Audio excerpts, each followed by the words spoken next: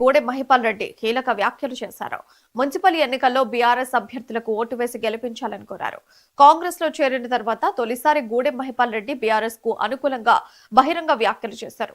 గత కొంతకాలంగా బీఆర్ఎస్ వైపు ఎమ్మెల్యే మహిపాల్ రెడ్డి అడుగులు వేస్తున్నారు.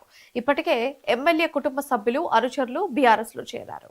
మున్సిపల్ ఎలక్షన్స్ రేపు తప్పితే 2 రోజులే ఉన్నది. 11వ తారీఖు మీ సహాయ సహకారాలు ఇటు అవసరం. మీ ఉన్న ప్రాంతాలలో మీ ప్రాంతాలలో ఉన్న క్యాండిడేట్కు మీరు బీఆర్ఎస్ క్యాండిడేట్ని గెలిపించుకోవాలి, కొద్దిగా మీ సహకారం అందియాలని చెప్పి మొట్టమొదలు కోరడం జరుగుతూ ఉంది.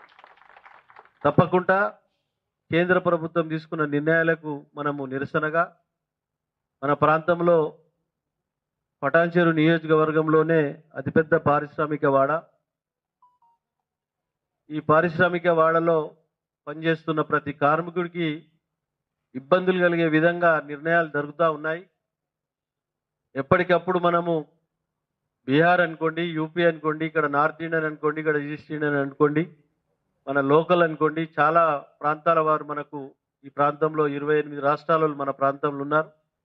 మనం పోరాటం చేయవలసిన బాధ్యత మన పైన ఉన్నది. కాబట్టి తప్పకుండా ఈ ట్రేడ్ యూనియన్గా తీసుకున్న నిర్ణయాన్ని పూర్తి మద్దతు మనం ప్రకటిస్తూ వ్యతిరేకిస్తూ సెంట్రల్ గవర్నమెంట్ను తప్పకుండా విజయవంతం చేయాలని చెప్పి కోరుకుంటూ నేను ఆ రోజు పూర్తి క్లుప్తంగా నేను గిట మీ దాంట్లో పార్టిసిపేట్ చేస్తాను.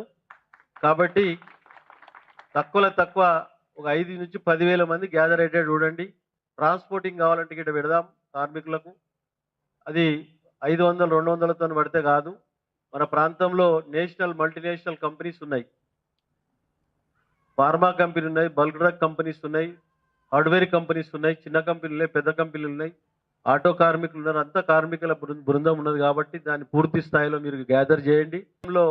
ఏ విధంగా కార్మికులకు నష్టం జరుగుతుందనే విషయంలో మన ఈశ్వర్ ప్రసాద్ గారు, మన నేషనల్ మల్టీనేషనల్ కంపెనీస్ ఉన్నాయి, ఫార్మా కంపెనీ ఉన్నాయి, బల్క్ డ్రగ్ కంపెనీస్ ఉన్నాయి, హార్డ్వేర్ కంపెనీస్ ఉన్నాయి, చిన్న కంపెనీలు ఉన్నాయి, పెద్ద కంపెనీలు ఉన్నాయి, ఆటో కార్మికులు ఉన్నారు. అంతా కార్మికుల బృందం ఉన్నది. కాబట్టి దాన్ని పూర్తి స్థాయిలో మీరు గ్యాదర్ చేయండి.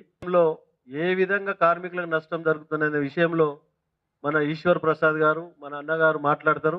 ఆ విషయాలన్నీ